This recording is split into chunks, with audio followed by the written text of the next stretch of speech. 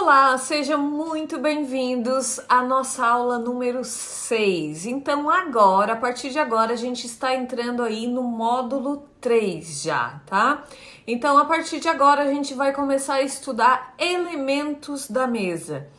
Essa aula especificamente a gente vai ver como funciona, como é cada elemento da mesa, e depois no alinhamento da mesa, que é a próxima aula, a gente vai ver então como eles se posicionam na mesa, tá? Então, nessa aula de hoje, então, vamos ver aí quais são os aspectos, como é que cada tipo de garfo, cada tipo de copo, né? Os elementos assim visuais, como é que funciona aqui de cada elemento que a gente precisa colocar na mesa então. Então vamos lá, vou começar a compartilhar a tela aí com vocês para a gente começar a visualizar aí esses elementos um por um. Bom, vamos lá então para o nosso módulo 3. Então aqui está começando a parte de elementos da mesa, né? O que são os elementos da mesa? São os itens essenciais e decorativos para compor e adornar uma mesa durante uma refeição ou um evento especial, né? Então, eles desempenham um papel fundamental na apresentação da experiência global dos convidados, contribuindo para uma atmosfera acolhedora, elegante e harmoniosa, né? Então, eles, além de servirem para essa função prática, né? Que eles têm na hora de montar a nossa mesa, então eles também refletem o nosso estilo pessoal, né? Eles também refletem o tema da ocasião. Então vamos lá, quais são os elementos da mesa que a gente vai ver aqui agora nessa aula? As louças, os talheres, taças e copos, suplá, porta-guardanapos, descanso de talheres e centros de mesa. Então, são os elementos que a gente vai estudar a partir de agora, tá? Vamos começar, então, com as louças. As louças, o que são as louças? São os pratos, as tigelas, as travessas, tudo que a gente vai consumir ali para colocar os alimentos para servir, né, os nossos convidados aí na nossa mesa. Então, e essas louças, esses pratos, a gente vai ver aqui os pratos rasos, os pratos fundos de sobremesa, de pão, e além dos bowls, né, para sopas, e os pratinhos de saladas e acompanhamentos. Então vamos lá, prato raso, prato principal, esse não pode faltar. Esse é o prato que vai servir então os pratos principais, como as massas com legumes, né? Ou os legumes gratinados, as carnes. Então todos eles vão ser servidos então o prato principal. Ele geralmente tem uma borda ligeiramente inclinada, ele é um pouco mais reto, né? Ele não é como o prato fundo, que tem aquele bojo embaixo. Então, ele tem uma borda ligeiramente inclinada e maior comparado aos outros pratos. Geralmente, o prato fundo, ele tem entre 25 e 28 centímetros, tá? E ele também é geralmente usado como base para os outros pratos, então o prato fundo vai ser sempre o primeiro lá embaixo. E o prato raso, ele também tem uma outra função, que é ficar de base para os pratos de sobremesa e para o bowl de sopa. Então, a gente nunca serve um pratinho de sobremesa sem nada embaixo. Então, o pratinho aqui, o prato fundo, ele serve também para vir de base para esse bowl, para sopa, né, e para o prato de sobremesa. Então, ele tem essas duas funções aqui, o prato raso, tá? O prato fundo é aquele que já tem a borda um pouco mais alta e tem aquele bojo embaixo, né? Geralmente, ele serve para servir alimentos mais líquidos, né? Como sopas, ensopados, caldos, pasta, né? A massa com mais molho, assim, com bastante molho. Então, vai ser servido aí no prato fundo, tá? E a medida, geralmente, porque depende de marca aqui, né? A gente tá falando aqui que geralmente a medida desses pratos são de 20 a 23 centímetros. Então, do prato fundo, né? Do prato fundo, com a borda mais altinha. Por que que ele tem essa borda mais altinha? Porque o que vai ser servido nele é mais líquido, então precisa desse bojinho dele lá embaixo para segurar esse líquido aí, então, desses pratos mais líquidos aí, né? Como risotos, ensopados, tudo é servido então aí no prato fundo. E ele sempre vai vir em cima do prato raso também, né? Então sempre é servido com um prato raso embaixo. Pratos de sobremesa, né? São os pratinhos menores. Então, esse pratinho é para servir as sobremesas, mas ele também pode ser para servir bolos, né? Frutas, sorvete, frutas. E o tamanho dele, ele varia então de 18 a 20 centímetros. Ele é um pouco menor, né? E ele é geralmente rasinho também, como o prato raso, só que menorzinho. E esse prato de sobremesa, ele também pode ser servido à entrada. E tem um detalhezinho aqui relacionado ao prato de sobremesa quando ele é utilizado para ser servido como entrada. No caso, vai servir uma saladinha, só uma salada. Então, o pratinho de sobremesa, ele serve muito bem para isso, né? Então, a gente vai... Então, quando o prato de sobremesa, ele vai ser servido à entrada do jantar, ele deve estar posicionado na mesa já então. Ele é o primeiro que vem em cima, quando vai ser servido como entrada. Mas se a gente vai utilizar esse prato para sobremesa realmente, esse prato ele não deve ser colocado na mesa antes. Por quê? Porque a sobremesa é o último prato a ser servido e não tem como colocar um pratinho pequenininho embaixo de um prato grande, né? Não tem cabimento isso, não tem... não tem nenhuma referência para isso, não é designado para isso. Então, a sobremesa, quando é servido sobremesa, então ele fica fora, fica na cozinha, em outro local, para ser servido a sobremesa. Então, o nosso pratinho de sobremesa, ele tem essa versatilidade. Ele pode ser usado para servir bolos, né, num café da tarde, como num chá da tarde, a gente pode usar ele para servir bolos, tortas. Ele pode ser usado como pratinho de sobremesa, ficando fora da mesa, né, em outro local, para vir para a mesa só com a sobremesa depois. E como pratinho de entrada, então, quando vai servir uma entrada, um terrine, um prato que seja, uma comida que seja um pouquinho menorzinha e que fique legal, né? No aspecto dele ali, a imagem, a apresentação dele fique legal, a gente pode usar esse pratinho, então, de sobremesa para servir a entrada. Então, nesse caso, a gente coloca, sim, o pratinho na mesa já antes de começar a refeição, tá? Então, passando do pratinho de sobremesa ou entrada ou pratinho para bolos e tortas, aí então a gente passa para o prato de pão. Esse aqui, ele é o menorzinho de todos, tá? Ele geralmente ele tem entre 15 e 17 centímetros, é o menor.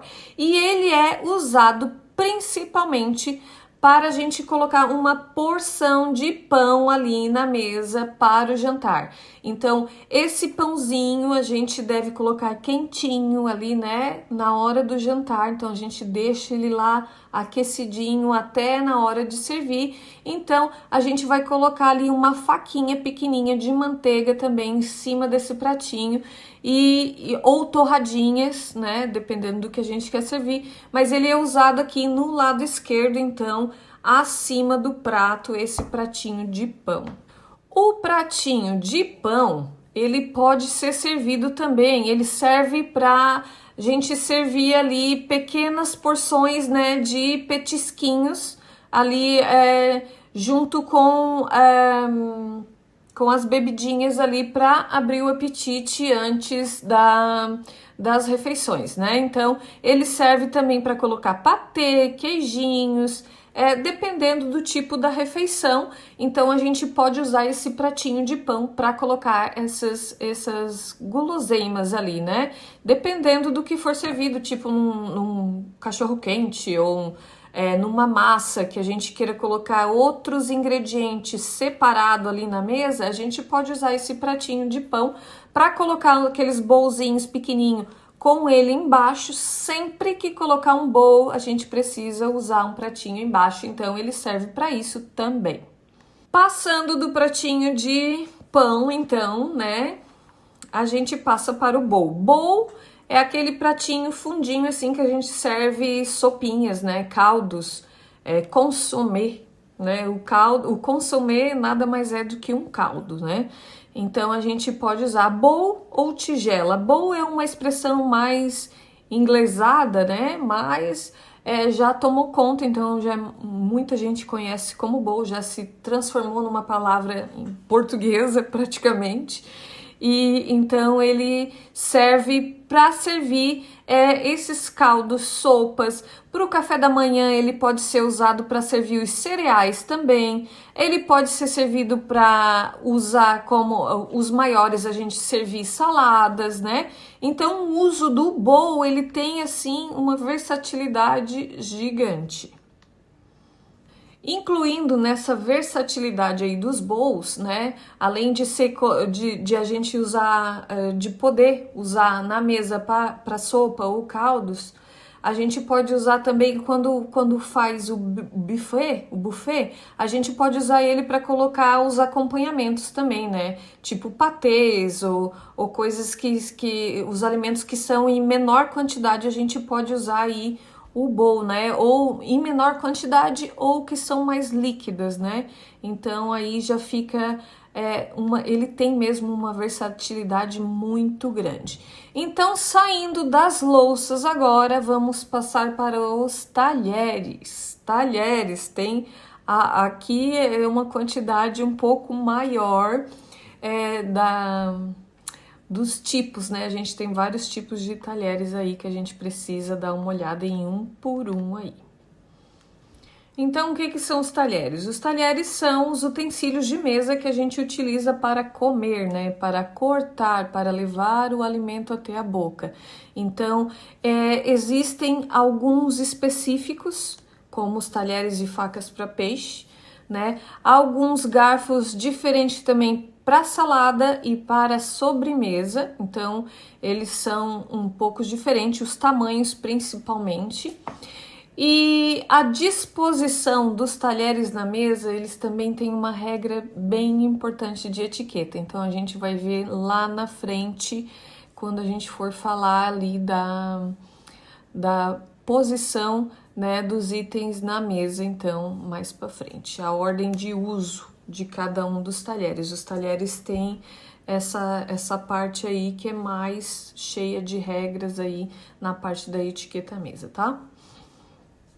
Vamos começar então com os garfos. Eu vou tentar mostrar para vocês aqui a diferença de um e de outro, mas a gente vai ver eles também lá no alinhamento de mesa, tá? Que a gente vai colocar bem certinho ali o posicionamento de cada um, como que a gente organiza isso na mesa e como que a gente vai usar depois também na hora de estar se servindo, né? Então, etiqueta à mesa é isso, a gente saber entender como funciona para a gente ter essa destreza, né? Para a gente ter esse conhecimento, para se sentir à vontade fazendo isso, não passar vergonha, não passar por vexames, né? De muitas vezes pegar o talher errado ali na mesa, todo mundo percebe. Então isso, a etiqueta ela traz esse refinamento de comportamento, né? De saber se comportar na mesa. Então vamos lá, vou mostrar primeiro o garfo para vocês aí. Então vamos lá, vamos seguindo aqui o nosso manual aqui, né? O material que eu dei para vocês aí. Garfo de mesa. O garfo principal, também chamado de garfo de jantar, é o maior e mais robusto do que o garfo de entrada. Ele é usado para o prato principal da refeição, como carnes, aves e pratos principais em geral. Então, vou mostrar para vocês aqui o garfo de mesa e o garfo de entrada juntos, ó, para vocês verem a diferença de tamanho aqui, ó. Tá vendo? Então, o garfo de mesa é esse maiorzão aqui. Ele vai ser sempre o maior que a gente vai encontrar, então, na mesa, tá? Vamos agora para o prato, o garfo de peixe. Então, o garfo de peixe, ele também tem umas diferencinhas ali. Então, vamos à descrição do garfo de peixe. O garfo de peixe é semelhante ao garfo principal, mas geralmente é um pouco menor e tem os dentes um pouco mais próximos. Ele é projetado especialmente para pratos de peixe e frutos do mar. Então, o garfinho de peixe, ele sempre é menorzinho e ele tem sempre um detalhezinho aqui, ó. Quer ver? Olha a diferença de um e de outro. Um é bem grande e o outro é bem menorzinho. Então, o garfo de peixe, ele é específico pra gente, ó. Ele junto com a faca de peixe, que também é diferente, o peixe, ele não é, a gente não corta o peixe, né? A gente desfia. Então, a faca, ele tem um design também para ajudar, né, a tirar a espinha do peixe e também para desfiar o peixe. Então, ele tem esse design diferente por isso. O garfo de salada, ele é um menor, né? Olha, diferença de um de outro. Então, ele é menor um pouco que o garfo principal. Ele é mais estreitinho e ele é projetado já para saladas, sobremesas, né? Coisas de entrada ali, então. Depois a gente passa para o garfo para bolo ou torta. Esse garfinho aqui a gente pode usar também para algumas sobremesas, tá? Mas para bolos e tortas a gente usa esse garfinho aqui, ó. Tá vendo aqui, ó? Essa partezinha aqui é para cortar, para ajudar a cortar o bolo ou a torta, tá? Eu tenho uma foto aqui embaixo, uma imagem para vocês verem um do ladinho do outro aí a diferença de um e de outro, tá? Então, o garfinho para bolo e torta, ele tem só 3 dentinhos, como eu falei para vocês, né? Muitas vezes os dentes mais largos e uma curvatura suavezinha aqui, ó, né? Que é utilizado para cortar e saborear melhor os bolos e tortas. Mousses também, alguns mousses, né? Aqueles que são bem durinhos. Porque se o mousse for mais molinho, a gente vai usar a colher. Tem que ter essa distinção, tem que distinguir isso na mente da gente. Tem que colocar na mesa o que é melhor. As regras existem para isso, para a gente colocar na mesa o que é melhor para a pessoa se servir. Então, muitas vezes, as pessoas acham que as regras são para atrapalhar, e não é, o contrário, é para ajudar, para colocar aquilo que é melhor. E na verdade é para colocar aquilo, para fazer melhorar, né, a degustação de cada alimento ali na mesa. E as pessoas complicam um pouco, né? Vamos aqui, eu vou mostrar aqui, tem a foto, ó, de todos eles, um do ladinho do outro, pra gente ver a diferença. Aqui nesse garfinho de sobremesa de bolo ali não tem esse detalhe que o meu tem aqui, né? Eu tenho um jogo, ó, poderoso. Então esse aqui é mais legal para servir tortas e bolos. Então, passando dos garfos, vamos agora para as facas. Vamos à primeira, faca de mesa. Então, a faca de mesa é uma faca grande destinada ao corte de carnes, aves e pratos principais em geral. Então, a faca de mesa, ela sempre vai ser bem grandona, a maior para o prato principal. A não ser que a gente tenha carnes que precisam da faquinha de serra. Então, ela precisa ter essa serrinha Quando for uma carne que necessite grelhados, né? Aqui a faca número 2 é a faca para grelhados e churrasco. É uma faca grande também, robusta, mas que a ponta dela ela tem esse serrilhadinho aqui que é para ajudar a cortar a carne. Mas geralmente a que a gente encontra é essa faca normal. Ela tem uma serrinha aqui, mas é mais fininha, não é como a faca de grelhados. A faca de peixe, então, vamos lá, vamos ler a faca de peixe. É um pouco menor e mais estreita, com uma lâmina mais fina e pontiaguda. Então, ela serve para desfiar e separar os pedaços de peixe. Então, peixe não é cortado, peixe não se corta, peixe se desfia. Por isso, a faquinha de peixe, ela não tem a serrinha, ó, ela é lisinha e tem essa pontinha aqui, ó, vendo a pontinha dela? É para ajudar a afastar espinhas se tiver no peixe, porque é bem provável, né? A não ser que seja salmão, salmão não tem espinha, mas se for outro tipo de peixe, pode acontecer da gente encontrar espinha, então a faquinha do peixe, ela é diferente das outras.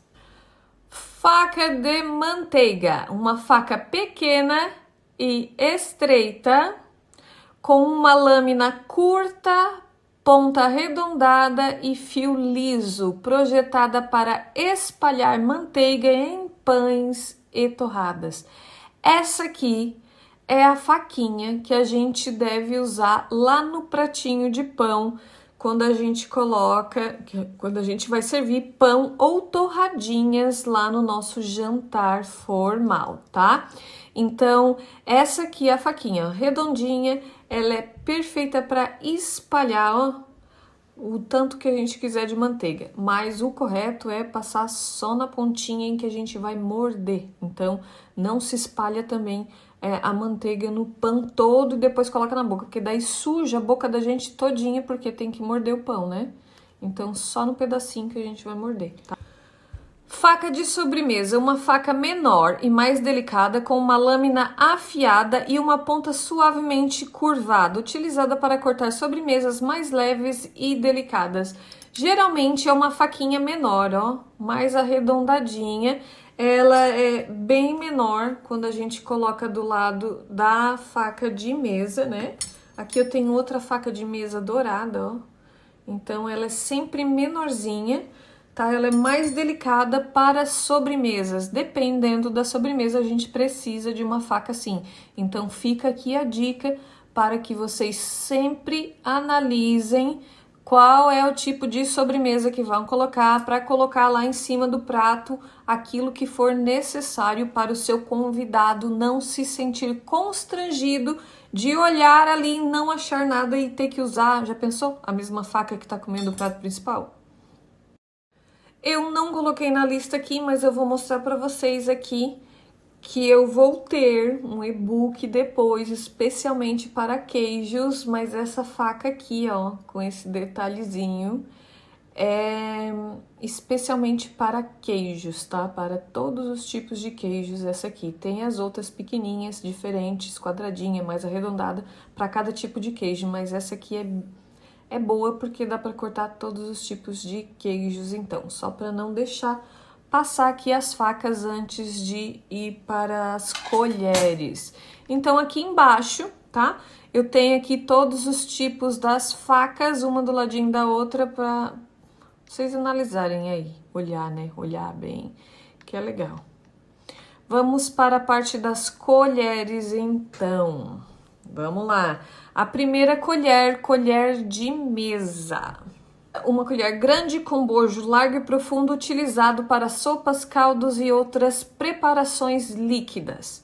Existe uma diferença entre a colher de sobremesa, que elas são geralmente mais ou menos do mesmo tamanho, tá? Mas a de sopa, ela é mais redondinha, ó. Vou colocar aqui uma do lado da outra para vocês.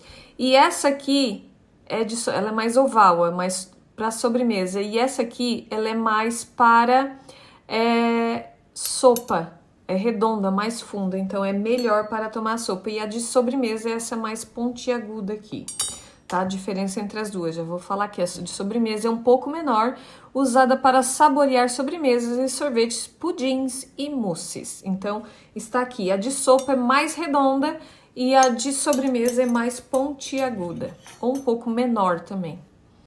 Colher de chá.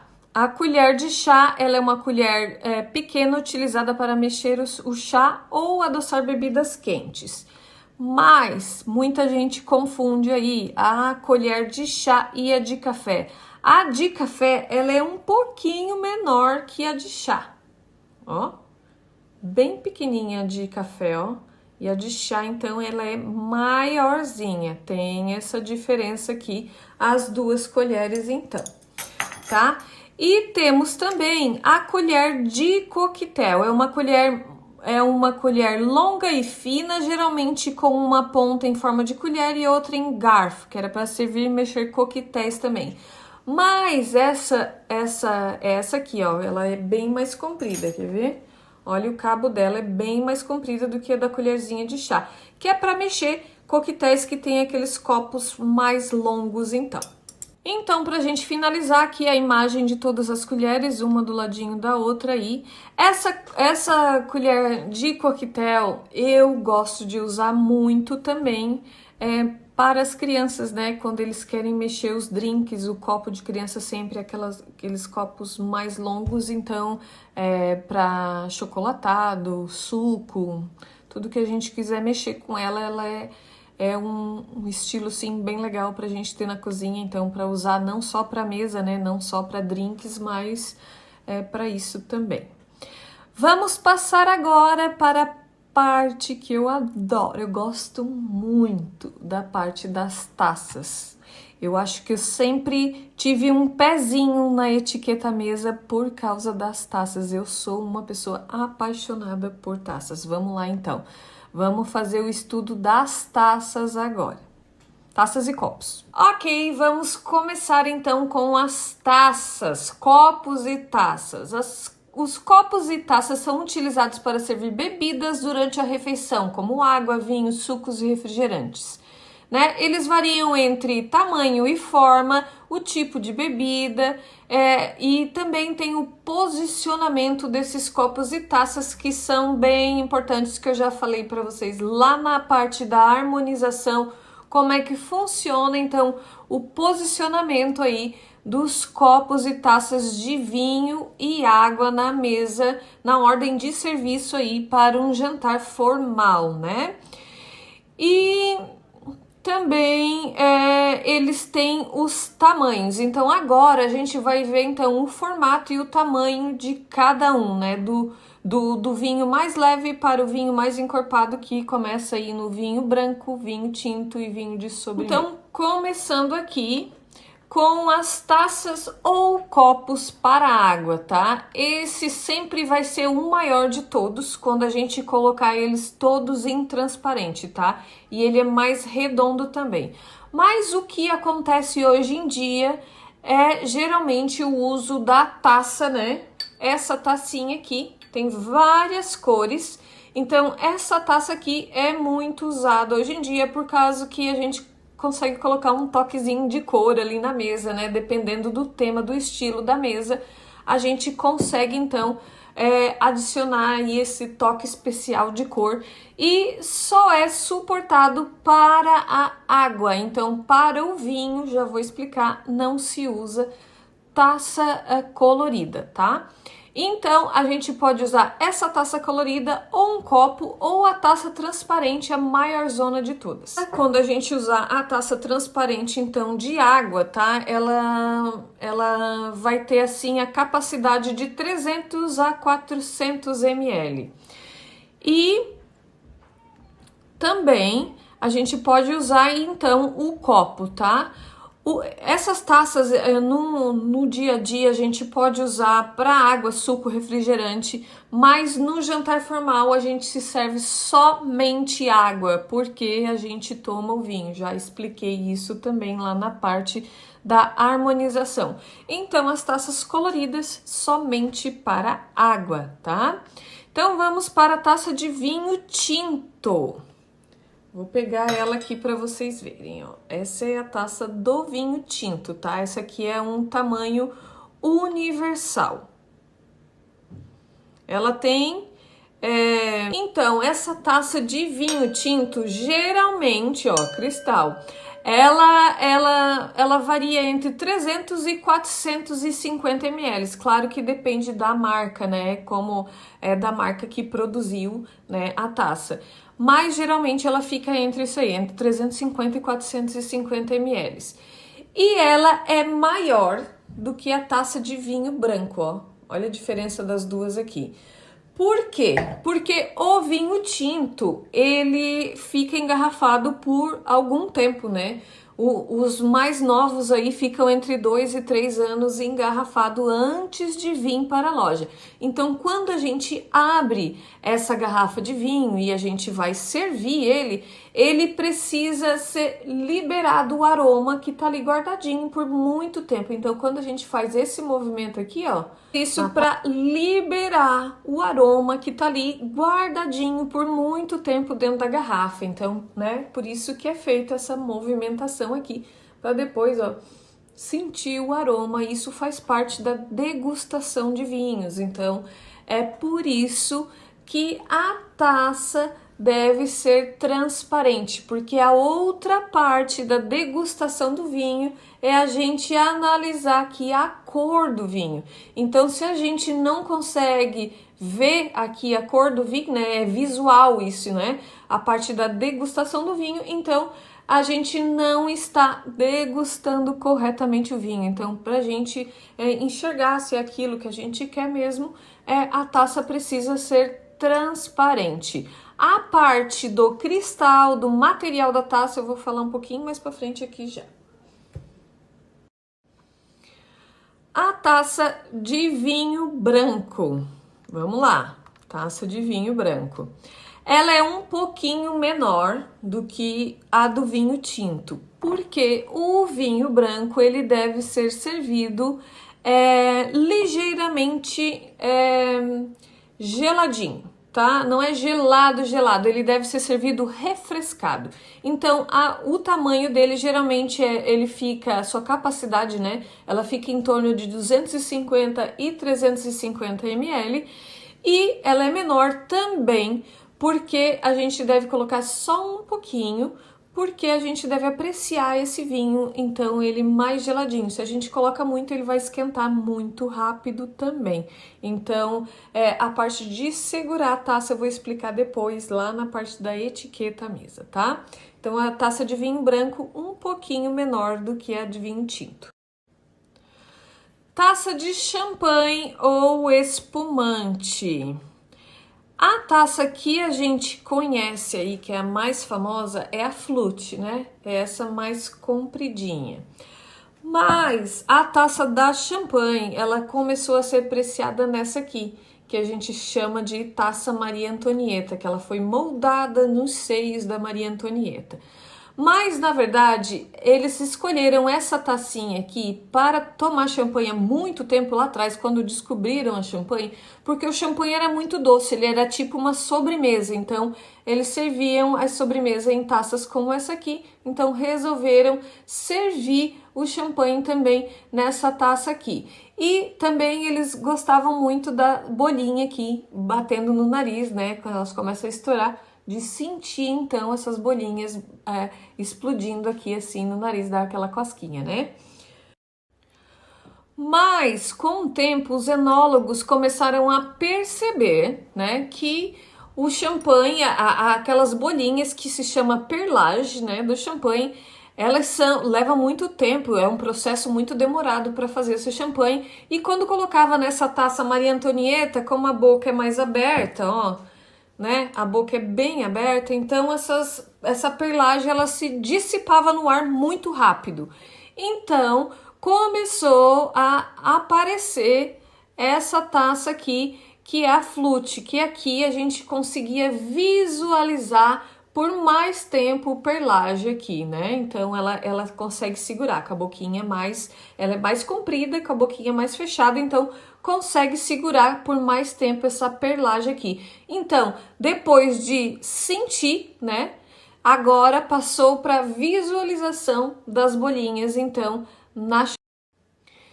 E também essa taça, ela tem, assim, essa elegância, né? Nas festas, todo mundo que quer se mostrar elegante está sempre segurando uma taça de champanhe.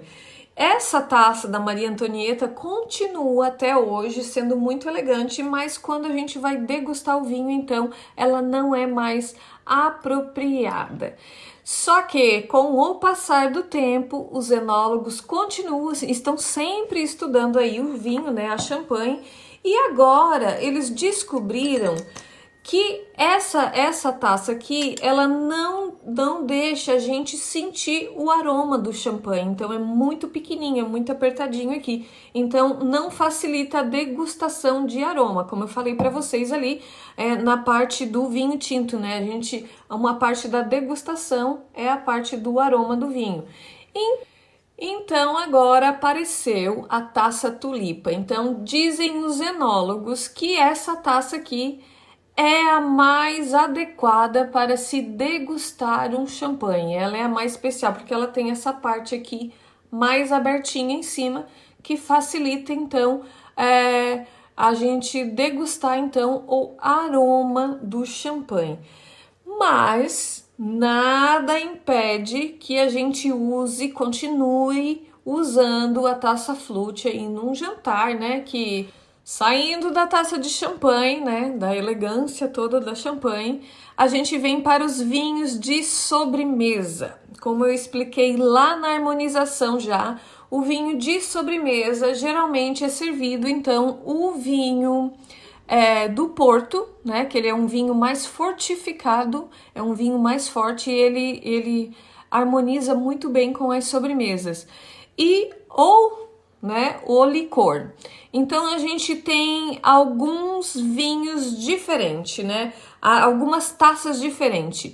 As taças para o licor é sempre essa tacinha menorzinha aqui, tá? E a taça do vinho do Porto, ela tem essa hastezinha aqui bem menorzinha, ó. Então ela é menor a hastezinha dela, ó, né? Essa aqui é para o vinho do Porto. Então, essas taças, né, de licor é um pouquinho maior que a do vinho do Porto, ó. Por que o vinho do Porto é tão pequenininho? Porque é um vinho mais fortificado, ele é mais forte, mais intenso, ele tem mais álcool também. Então, é servido sempre em muito pequenas doses, né? Fica os copinhos essas tacinhas de vinho do Porto, geralmente eles ficam entre 60 e 100 ml, dependendo do produtor da taça, né? E temos também a tacinha para o Jerez, né? Que é outro tipo de vinho fortificado, mas é um vinho espanhol. É chamado também em inglês de cherry. Então, são dois tipos. Ela é um pouquinho, a tacinha é um pouquinho diferente. Ela é mais compridinha, mais altinha. E a do vinho do Porto, ele é um pouquinho mais curtinha e mais larguinha, ó. Vamos então ao material das taças, tá? Quando a gente fala de vinho, tem sempre essa parte da degustação. Então, é importante que a gente tenha esse conhecimento, né, na hora de colocar a nossa mesa, na hora de servir, na hora de degustar. Então, para tudo é importante a gente saber fazer da forma adequada. Então, na hora de escolher as suas taças de vinho, é importante que a gente consuma algo de qualidade, porque são coisas que duram aí para a vida inteira, né? Se tiver bastante cuidado. Então, as taças de vinho, elas devem ser de cristal, por quê? Porque também tem a parte da degustação. Quando a gente fala de vinho, a gente vai estar sempre falando da degustação, porque é uma coisa importante. O vinho é uma das bebidas mais antigas do mundo e tem toda esse glamour aí, essa história, né? Não é só o glamour, mas tem toda a história, tem um estudo, A forma com que o vinho é feito é muito antiga, é muito demorada, é trabalhosa, então a gente tem esse dever de apreciar o vinho, né? Então, a taça de vinho, ela deve ser de cristal, por quê? Porque a taça de cristal, quando a gente pode tomar, é óbvio, numa taça de vidro, mas quando a gente toma na taça de cristal, ele tem uma porosidade microscópica. Que isso faz, é quando o vinho bate ali naquela porosidade, quando a gente faz aquele. Então, quando a gente faz essa movimentação, o vinho vai batendo naqueles porinhos ali que são microscópicos da taça de cristal e vai liberando o aroma desse vinho. Então, se você tiver a oportunidade de fazer a degustação de vinho numa taça de cristal e numa taça de vidro, você vai com certeza, a diferença assim é berrante, a gente consegue ver imediatamente a diferença do cheiro do vinho, porque ali ele vai realçar, né? Quando a gente faz a movimentação, ele vai realçar então os aromas do vinho e vai trazer pra gente a melhor experiência. Lembra que eu falo sempre aqui que a gente busca sempre pela melhor experiência, então o conhecimento vai trazer essa experiência, essa degustação mais rica e mais complexa do aroma do vinho quando a taça for de cristal. Da gente fazer uma apresentação elegante, né, mais bonita, colocando as taças todas transparentes de cristal, a gente vai estar aí também apresentando, né, trazendo uma apreciação melhor do vinho, né? Trazendo uma apreciação mais completa, mais enriquecedora desse vinho e ressaltando então aí uma experiência sensorial muito melhor, né? Vamos passar agora para a parte do suplá. O suplá também tem muita história, então vamos lá, vamos ver qual é a história do suplá. Então vamos lá, o suplá. O que é o suplá, né? O suplá é um elemento aí bem essencial quando se fala em jantar formal, né? Ele não é necessário para o dia a dia, claro, mas ele é essencial para um jantar mais formal. Inicialmente, ele tem a sua função somente de beleza, né? Mas ele também serve para proteger a toalha de mesa, né? Quando tem respingos ou, né, qualquer coisa desse tipo assim na hora de comer ali, né? E também para proteger a mesa do calor do prato. E a palavra suplá, ele veio da França, é originário da França e quer dizer sobre o prato. Quer dizer, a pronúncia é suplá, né? Então, ele pode ser aí feito de diversos materiais, como ratã, madeira, metal, plástico e até de tecido. A sua função principal é proteger a toalha de mesa, né? Ou a superfície da mesa de respingos, manchas e calor gerado pelos pratos quentes. Além disso, adiciona uma camada extra aí de sofisticação à sua apresentação da refeição, né? A descrição do suplá, ele é geralmente uma peça circular, mas pode ser apresentada na forma quadrada também, e ele tem aproximadamente 35 centímetros de diâmetro. Ele sempre vai ser maior do que o prato fundo, né? Ele fica sempre com a bordinha ali maior do que o prato fundo. Então, o suplá, para ser chamado de suplá, ele tem que ter esse meinho aqui no mais fundinho, ó. Por quê? Porque aqui, tendo esse meinho mais fundinho, ele vai segurar o prato de ficar dançando ali, de se deslizar na mesa e fique se movendo durante a refeição. Então, essa partezinha aqui mais funda é para manter o prato ali numa forma mais estável, né? E evitar que ele deslize, então. E fazer com que os convidados não se preocupem com isso, né? Então, esse é um acessório para ter essa função mesmo aí de não mexer o prato, tá? O posicionamento do suplá na mesa. Então, o suplá vai ser sempre a primeira peça a ser colocada na mesa. Quando a gente for fazer o alinhamento da mesa lá, quando a gente chegar nessa parte aí, a gente vai falar novamente sobre isso, mas ele precisa ser a primeira peça a ser posicionada na mesa para depois começar a posicionar todo o resto, prato, talheres, copos e tudo mais. E ele deve ficar ali, ó, 2 centímetros da borda da mesa. Por quê? Porque isso faz com que o convidado não fique batendo nele aqui na borda da mesa enquanto estiver sentado, né? Então ele vai ter é necessário que ele seja alinhado na mesa, então com esses 2 centímetros ali para dentro da borda da mesa, né? Eles vão ser colocados de uma forma uniforme, né, para todos os convidados, aí que tenha um espaço suficiente entre eles.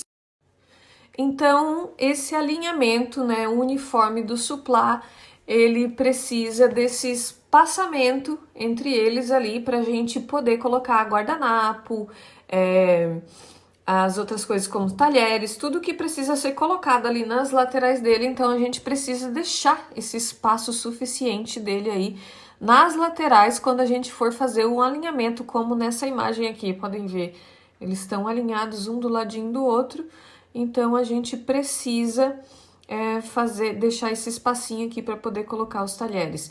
E aqui nessa imagem também, eu quero já deixar aqui claro. Tá vendo aqui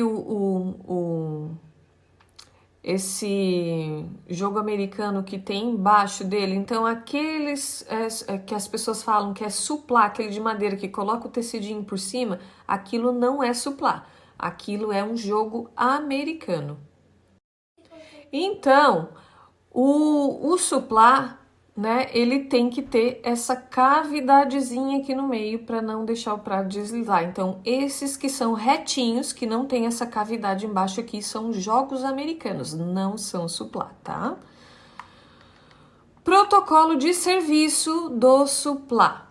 Por que eu estou falando aqui agora? Porque quando a gente chegar lá na parte de protocolo de serviço, a gente vai falar mais sobre a parte de como é servido, né? O que vem primeiro, o que vem depois. A gente não vai falar muito do posicionamento dos itens na mesa, porque a gente vai fazer isso no alinhamento.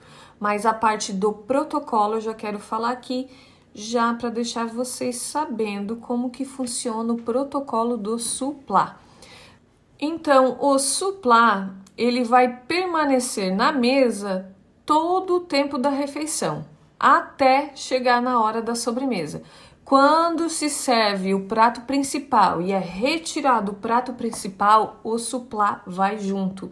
Não deve ficar na mesa para a sobremesa. Então, ele é retirado após ser servido o prato principal. Outro detalhe, os talheres não devem ser apoiados nas bordas do suplá. Os talheres devem ser apoiados na toalha de mesa ou no jogo americano que vai vir logo abaixo do suplá, tá?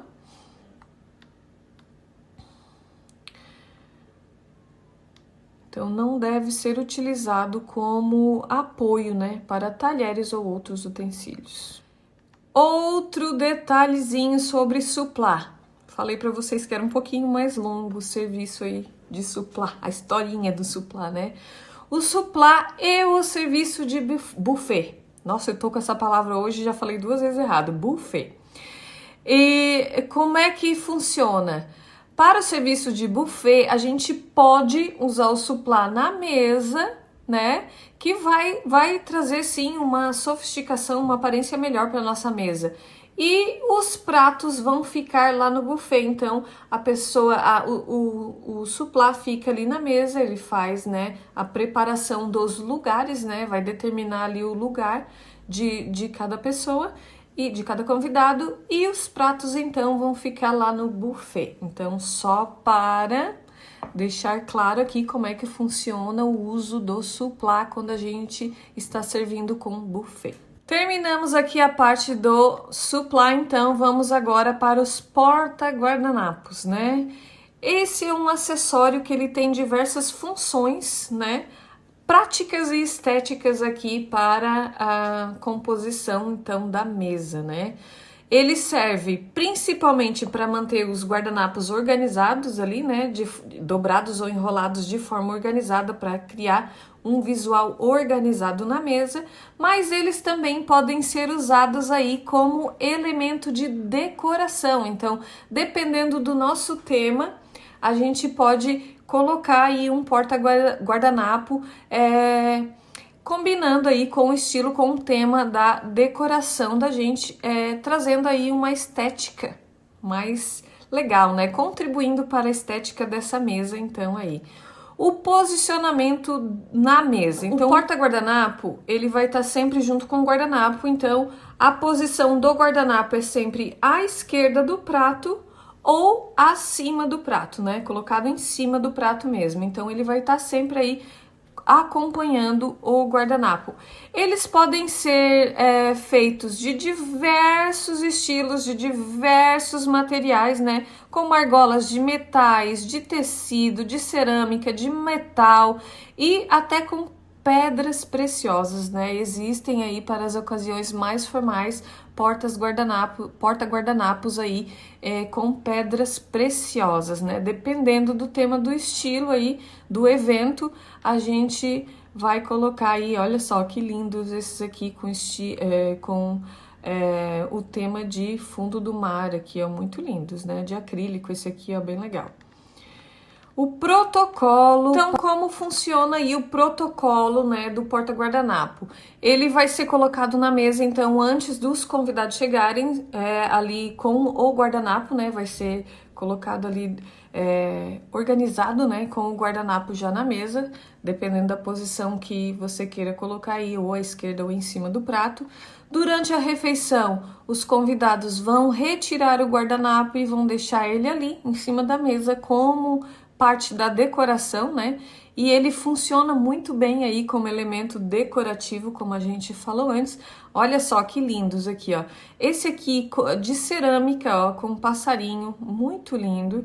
Tem vários tipos. Esses de flores também eu sou apaixonada, tenho vários. Eu faço os meus, né? Eu gosto de fazer os meus porta-guardanapos aí de flores. Eu tenho vários aí, dá para fazer de vários estilos, várias cores, é muito legal. Passando do porta-guardanapo, vamos para o descanso de talheres. O que é isso? É esse acessóriozinho aqui que também existe de vários materiais. Quando a gente quiser colocar isso aqui, ele serve exatamente para colocar os talheres aqui do ladinho, né? A gente posiciona eles aqui acima à direita para a gente poder descansar os talheres ali entre um prato e outro, tá? Quando a gente pode utilizar os mesmos talheres, tá? Porque quando o jantar, ele é um jantar mais formal, como a gente vai ver mais para frente o uso dos talheres, cada talher é colocado na mesa para um prato diferente, então a gente não usa o descanso de talheres, somente quando a gente vai ter um prato. Então, provavelmente você não vai encontrar um descanso de talheres num jantar mais formal por esse motivo, né? Porque cada talher é usado para cada prato. Terminado aquele prato, vai ser levado os talheres junto com o prato. Mas numa apresentação mais informal, que a gente queira preparar uma mesa mais bonita, né? Ele serve também como item decorativo, então é bem legal para manter os talheres ali limpos, organizados na mesa, né? Durante a refeição, enquanto a gente está conversando, né? Não quer deixar os talheres em cima do prato, porque lá na parte de etiqueta mesa, a gente vai ver como posicionar também os talheres em cima do prato no momento em que a gente para conversar e tal, para indicar para o garçom ali se você gostou, não gostou, se vai tá esperando o próximo prato. Então a gente vai ver isso aí mais lá para frente. Então, agora vamos para os centros de mesa, o último item aqui dos elementos de mesa. Bem longa essa aula, né? Porque tem muitos itens, tem muito mais, só porque aqui a gente tá fazendo assim um funil, né? Deixando mais o que importa mesmo, que não pode faltar na mesa de jeito nenhum. Então, os centros de mesa são arranjos decorativos posicionados no centro de mesa. A gente pode usar como centro de mesa velas, flores, vasos com flores, plantas, objetos decorativos, temáticos. Então, dependendo aí do estilo da mesa, frutas, né, no estilo mais lá tropical, né, exótico. Então, a gente pode usar aí muita coisa como centro de mesa. Eu terei também um e-book falando especialmente sobre centros de mesa, porque é um tema assim bem extenso.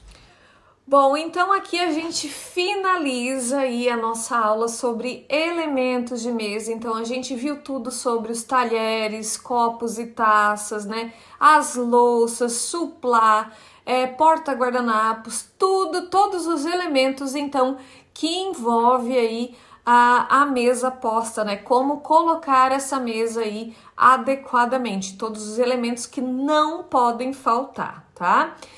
Então, agora eu espero vocês para a aula de número 7, que será a nossa aula sobre roupas de mesa. E lá a gente vai então falar sobre toalhas de mesa, trilhos de mesa, guardanapos, quais os melhores tecidos para fazer um guardanapo. Então, tudo isso vai estar incluído lá na nossa aula sobre roupas de mesa. Espero vocês lá. Bye, bye!